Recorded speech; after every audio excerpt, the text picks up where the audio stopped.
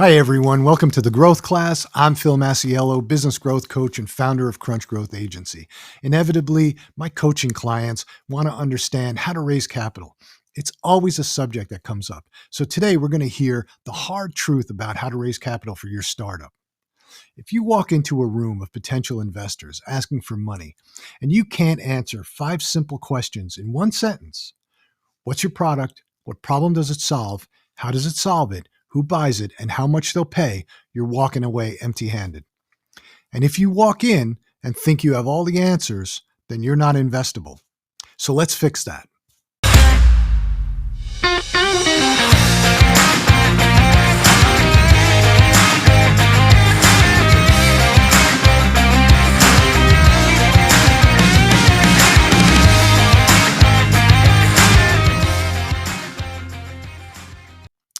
Okay, why should you listen to me?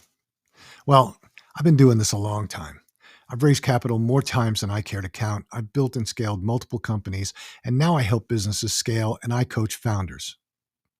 Recently, I spoke at an investor conference and I listened to private equity and venture capital partners talk about what gets funded and how it gets funded. So today, I'm going to give you the reality of raising capital, a step-by-step way to become fundable. And I'm also going to give you a method that you may not have thought about before. Remember, investors fund you and the business, so both matter. So let's first talk about the growth bar. Many private equity and VC funds target around a 35% internal rate of return. Translate that into expectations. They want real compounding value creation. Why? It's not greed like most people think. Growth is validation that customers want what you're selling and the market for your product exists. So what does that mean for the entrepreneur? If you're at 1 million in revenue today, investors are mentally modeling step-ups like 3 to 3.5 next year, 7 million, and so on. That isn't a forecast, that's pressure. They're asking, can this team grow fast, repeatedly, and with discipline? Because investors are valuing you and your team as much as they're valuing the product. Private equity and VC investors get their money from other people, other companies, and other funds. So they're under pressure too to deliver those returns, and that pressure gets passed on to those that they invest in. Now, I've heard this from more than one investor over the years. They would rather invest in an A team with a B product than a B team with an A product. An A team can execute. So let's check the math and how that flows. A 35% internal rate of return for every $100,000 invested in your business, the return needs to become roughly $450,000 in 5 years. That's the gravity you're pitching against. So let's think about alternatives, because equity isn't free. If equity capital expects a 35% internal rate of return, it's not expensive, it's very expensive. So if you can responsibly secure debt at 8 to 9% and service it, optimize that first. Debt preserves ownership. Equity dilutes you. A lot of startups look at raising capital from PE and VCs as a badge of honor. Being able to get as far as you can without taking the capital is more of a badge of honor. The longer you can grow without it, the greater the value you create, the greater the value you maintain for yourself and your team, and the greater the options and leverage you have when seeking funding. So here are the questions you need to ask yourself. Can we get debt financing? Can we get it from banks, SBA, other ways? Can we service 8 to 9% debt without starving growth? What's the minimum equity we need to unlock critical milestones? And what does dilution look like across 2 or 3 rounds of equity investment?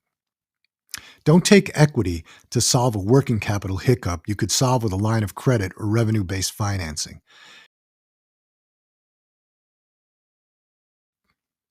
Not all checks are equal. Great money is active money. You want backers who open doors, who bring customers, who help you dodge potholes, who roll up their sleeves.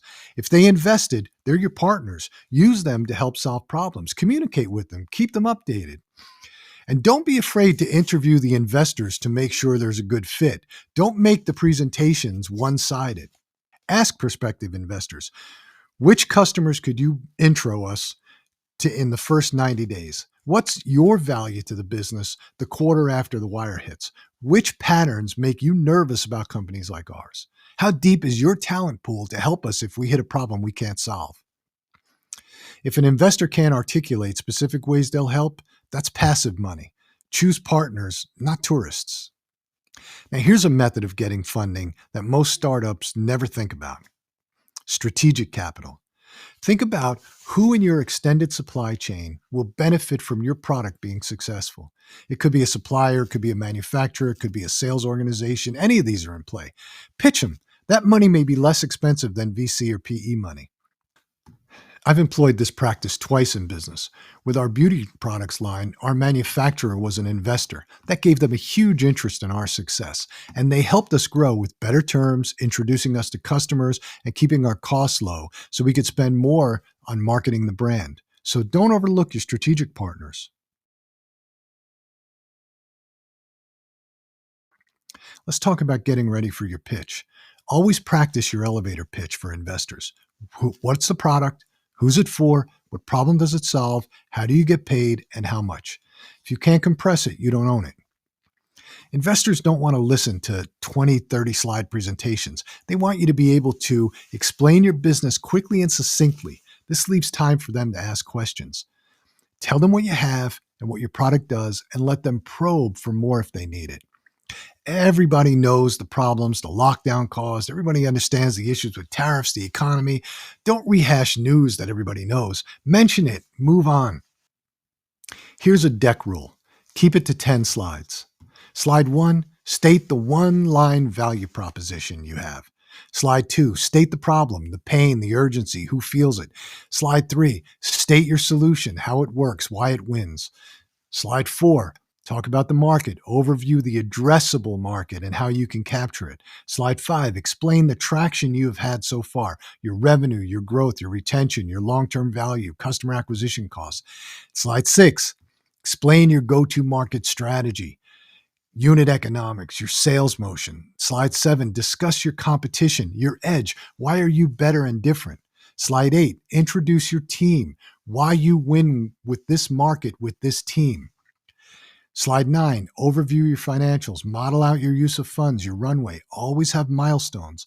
And slide 10, the last slide, the ask, amount you're looking for, your ballpark terms, what it unlocks in 18 months. Kill the fluff. Don't burn the minutes on generic macro headwinds or textbook industry slides. These are smart people who listen to pitches all day long. Spend time to show your edge. Let them ask questions if they want to dive deeper. You want that. You want an engaging conversation. You want to hear what questions they're asking so you understand what's important to them.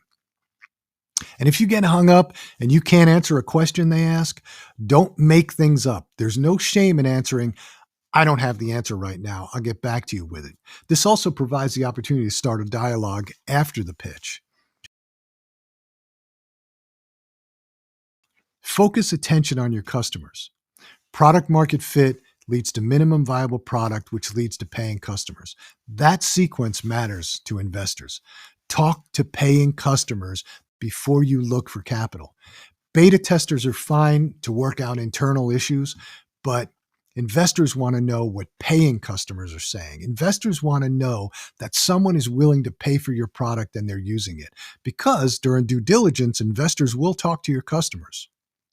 So show proof. Interviews with customers, pilots, revenue, retention, as much information as possible. And know how your customer views your competition's weak points. Be able to say this clearly. Our ideal customer profile is X. Their problem is Y. We solve it by Z. Customers pay A dollars per unit time, and our gross margin is B%. That tells the investor you came prepared and you know your business. Talk about your competition. Name them. If you say we have no competitors, you sound naive. You don't sound cocky. Say these are our competitors and here's why we're better and different. Because better and different is fundable. Make sure you understand the macro environment as well. Are your customers buying? Are they cautious? Investors want proof sooner. They want shorter sales cycles, faster payback, stronger retention. Translate this into your plan. Shorten the time to value in onboarding, land and expand markets, show churn defenses, product stickiness, cost of switching, usage depth. Measure time to first value and payback periods. I said this earlier, and I'll say it again. Investors would rather back an A team with a B product than the reverse. Execution wins. So show founder market fit, proof of learning speed, and that you're coachable. Say this explicitly. I don't have all the answers. I know the next 3 problems we need to solve. Here's how we'll test them. Because if you think you know it all, you're not coachable and you won't get funded. An investor is your partner. I'm going to give you a recent example. The other day, someone called me who wanted my assistance as a coach. And after 40 minutes, we parted the call with my statement. I said, good luck. And they stared at me and we hung up. And the reason? This was an entrepreneur that every investor and coach walks away from. They are uncoachable and uninvestable. They're the know-it-all entrepreneur. This was a pre-revenue founder. They had no minimum viable product. They had no revenue. They just had a lot of ambitious plans. And when I started asking simple foundational questions like, how do you plan to raise the necessary capital? What's your background in building brand or company? The founder launched into a 15-minute monologue about how they know everything, they have all the answers, and the plan is foolproof. That's a major red flag. The first major red flag was, I already spoke to investors. Claims of guaranteed funding without a proper deck, financial model, or any traction, it's impossible. Maybe your friend said, sure, sounds like a great idea. I'd invest in that. But when the time comes to write a check, see if they do. Now, I've been doing this a long time. I had businesses that had revenue and assets, and it still wasn't easy to raise capital. Raising capital is one of the most difficult and time-consuming things you'll ever do. And every startup underestimates what they need. If you think you need $500,000, you really need 1.5 million. Here was the second major red flag. Getting into retail with my product will be easy. This was the classic. My friend knows a guy who knows a guy who knows a buyer at a major chain. So we're good. Reality check. I've worked and owned retail stores. Getting into a major chain is complex, data-driven, and often a years-long process. It takes more than a single casual connection. No buyer is going to put their job on the line for you or your product. Something has to come out of the mix in order to get your product in. And with no proof of sales, forget it. There's no buyer going to take that risk. So major red flag number 3, the flawless plan. This founder generally believed they will be the first startup in history whose plan comes together flawlessly, despite having no minimum viable product, no customer feedback, no data whatsoever. So the crucial lesson here is humility and coachability. The moment a founder implies they know everything and that the journey will be easy, they signal a massive risk to an investor or mentor. Investors don't fund perfection. They fund resilience and coachability. And you'll get the good luck from the investors as well. I'm all about having confidence in your ability, believe me. But there's a difference between confidence and arrogance. Building a startup is brutal. The only way to survive is by being open to feedback, willing to pivot, and humble enough to admit what you don't know. If you think it's easy, you're not ready. I've been through this multiple times, and I would never, ever tell anyone it's easy and that I have all the answers. Never. So let's ground back to the math. If a fund targets a 35% IRR, they're modeling outcomes where the money compounds fast. So again, $100,000 at 35%, 5 years is roughly $450,000 back to the investor. That pressure flows into your revenue plan, 1 million to 3.5 million to 7 million. To do that, you need distribution that scales. You need unit economics that improve with scale. You need a hiring plan that adds capacity without torching burn rate. You need a milestone map investors can get behind. An 18-month milestone map may look like this. Milestone 1, you expect to hit X dollars in recurring revenue with a 1-year customer acquisition cost payback. Milestone 2, you launch channel B, 25% of your new sales come from it. Milestone 3, your gross margin increases by 8 points because cost of goods drops from increased volume. Milestone 4, net revenue retention increases to 67%. That's something that an investor can get behind. Remember this, an investment in your business is like a marriage where divorce is not an option. Pick partners wisely and pick partners who help you grow, and be the founder that investors fight to back. You want help with your startup? Contact me. I help founders scale faster. And until next time,